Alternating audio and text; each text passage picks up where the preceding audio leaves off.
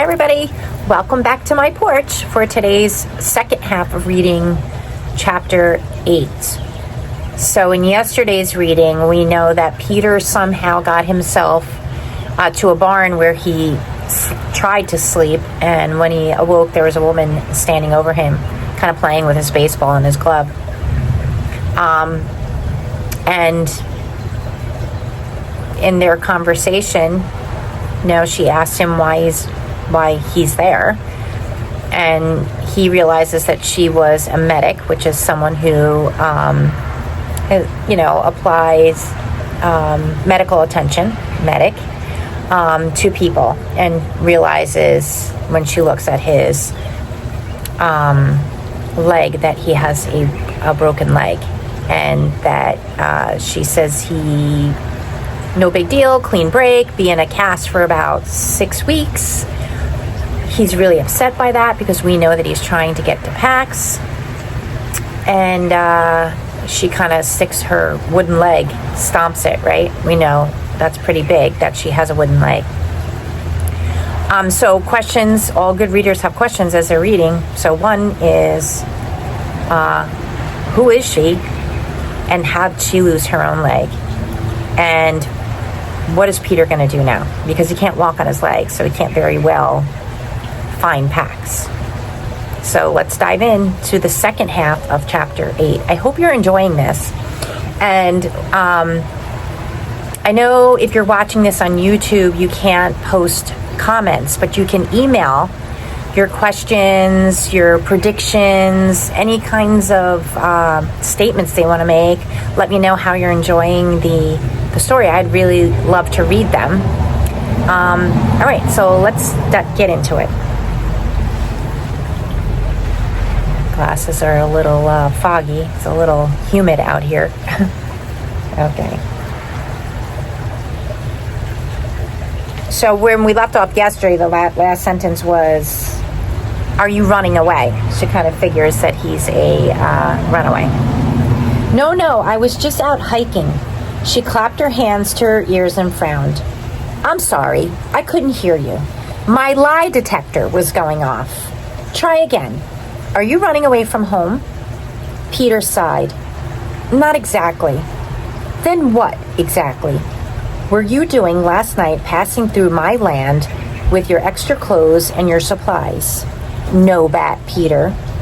"Well, I'm not running away from home. I'm running away to home." "Oh, that's a twist. Continue." Peter looked out the window over the workbench. Tall pines pierced a pale morning sky. A bunch of crows argued noisily in the top branches. If there was a story he could tell that would get him out of this barn and back on the road to PAX, he would tell it. He would disappear into that day, fractured fifth metatarsal and all. But if such a story existed, he couldn't think of what it was. He slumped against the wall. "The war, it's heading for our town. They'll take the river. My dad had to go serve. My mom died, so it's just us. So he brought me."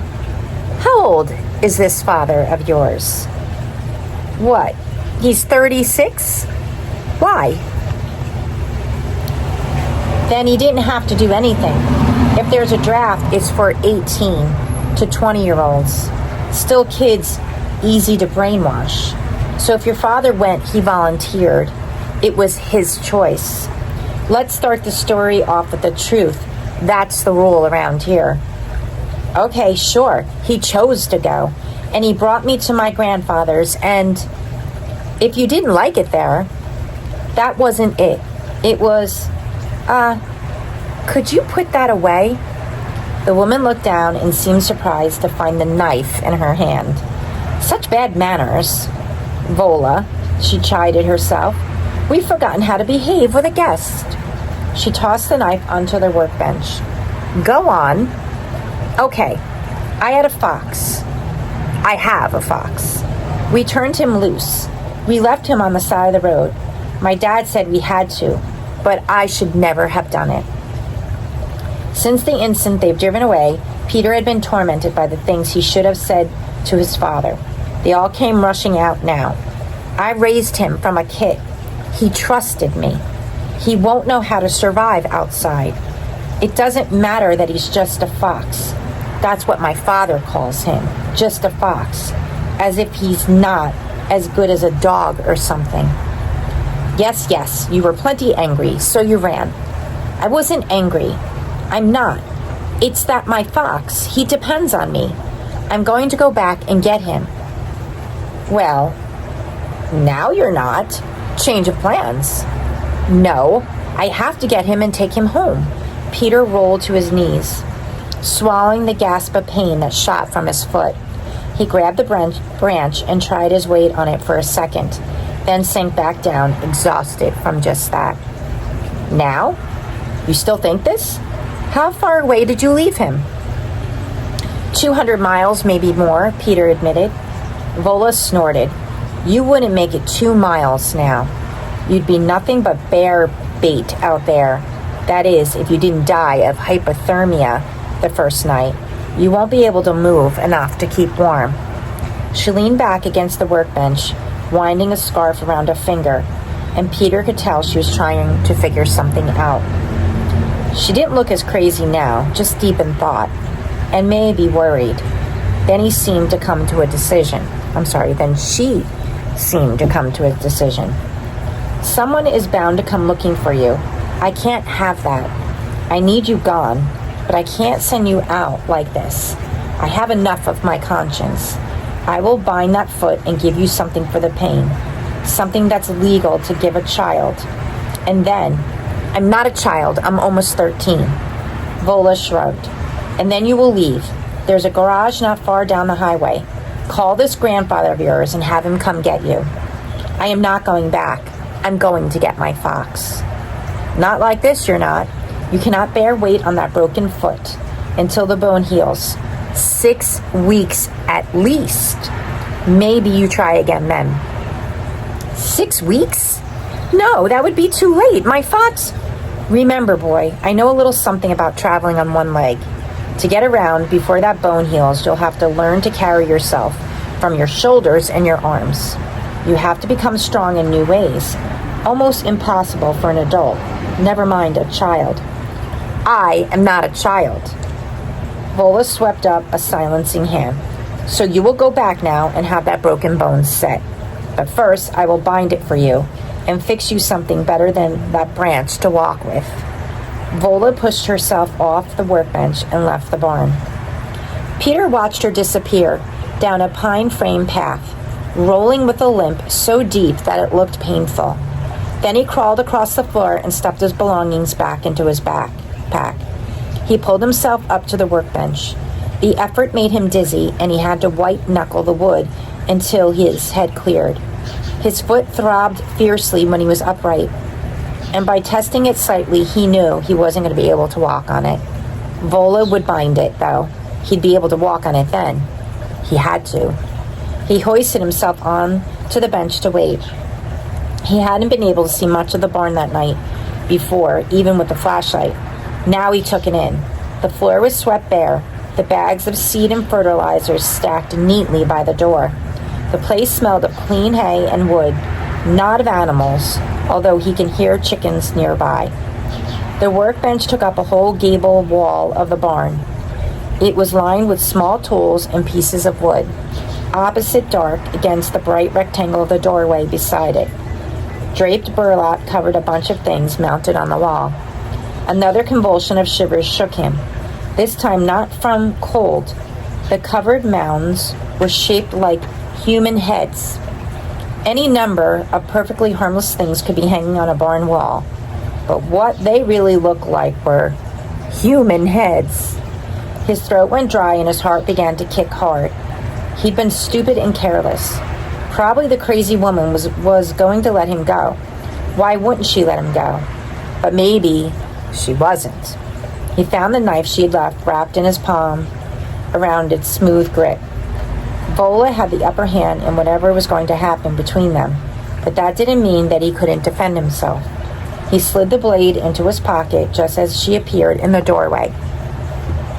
Drink this. She handed Peter a mug and set a bowl beside him. Peter sniffed at the mug. Uh-oh. So now he's not so sure. And I don't know if I would be either. These, like, human-like heads hanging on the door. Kind of scary. Cider. There's a measure of willow bark in it, so drink it all. Willow bark? Aspirin in the wild. Peter put the mug down. He wasn't going to drink a crazy woman's brew. Suit yourself. Vola took up the bowl and began stirring the green paste inside with her finger. What's that? Poultice with arnica for the bruising and comfrey for the broken bone. She gestured for him to prop his foot on the bench. The poultice felt cool and soothing as she eased it over the hot, tight skin. She untied a bandana from her overall strap and wrapped it around his foot, binding it with a second scarf so that it felt secure. And then she straightened up, wiping her hands on her overalls. How tall are you? 5'3". Why? Vola didn't answer. She rummaged through a stack of lumber, brought several long, narrow pieces over to a pair of sawhorses, and began sewing them into paired lengths. The cut wood smelled fresh and clean as she nailed short boards across the top of two longer ones. Peter understood crutches. She was making him a pair of crutches. The knife he'd stolen grew heavier across his thigh. In a few minutes, Vola had angle braced the top boards and screwed on handrests. She measured the crutches against him, then sawed an inch off of the bottom of each. Then she rolled an old tire from the corner of the barn. She went to her workbench. She scanned its length. Peter's cheeks burned as she turned to him. Did you take my knife? Her voice had turned dangerous, like something that could burst into flames and peel the roof off the barn. Peter felt dizzy and his heart began to thud again. He pulled the knife out and handed it to her. Why? Peter swallowed hard. His words were gone. Why? Because. Okay, because I was afraid you might kill me. Kill you? She eyed him hard. What? Because I live out in the woods? That makes me a murderer? Peter raised his shoulder towards the wall of bladed tools. My tools? I have 20 acres of trees to care for, and I'm a wood carver. You thought they were weapons? Peter looked away, ashamed. Look at me, boy. He turned back. Maybe you are not wrong, she said, locking his gaze. Maybe you see something. Maybe I am. She raised her hands slowly, pitched her fingers together in front of Peter's face, then suddenly flicked them open. Boom! Dangerous like that. No warning. Peter flinched. No, I'm sorry. I was wrong. Vola shot a palm at him and spun away. She cut 4 strips of rubber from the tire and then wrapped them around the crutch tops and grips and secured them with twine in silence. She held the crutches out. Doesn't seem like a murderer to me. She's really helping him out, right? She's making these crutches. She's making it comfortable for him. Peter placed one under each arm and eased himself to the floor. It was an immediate comfort to be upright and balanced with his injured foot safely tucked up. Take your weight on your palms. Lift yourself. Don't hang. Plant the crutches and then swing through. So if anybody's ever been on crutches before, you can make a real life connection. I know I can. And the first couple hours I was on the crutches, it hurt. Really hurt your armpits. It's really hard. You have to figure it out, right? I remember I fell too, and that hurt my foot even more. Peter began to thank her, but Vola cut him off again. At the end of my road is the highway. Head left, and in a quarter of a mile, you'll come to a gas station. You figure it out there. She helped him into his backpack and then turned away, picked up a block of wood, and began to shave off slices, as if he were no longer in the barn. Peter tried to step towards the door. He wobbled a little, but not much. That was a hop, Vola said without looking up. I said swing through. Now get out of here. And for a moment, Peter didn't move. He didn't know where he was headed, only that it sure wasn't back to his grandfather's. Vola turned and leaned towards him, pointed her fingers together, and then shot them out at him again. Go while you're still safe. And that is the end of that chapter. It's interesting because those heads, she says she's a wood carver. She carves things. So I wonder what that's all about.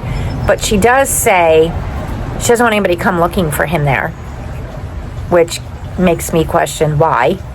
What is she doing there that she doesn't want anybody there for? And she kind of, even though she helped him, she's telling him, go now. You have to walk yourself down to this gas station. And he's already said, well, I'm not going back to my grandfather. Got to get to Pax. So we'll see what happens tomorrow. Now, remember, tomorrow's chapter is from Pax's perspective. So if we go back and we think about that, that was, he's with Gray now, the older fox, who is going to kind of go with him and try to get him back to Peter's house.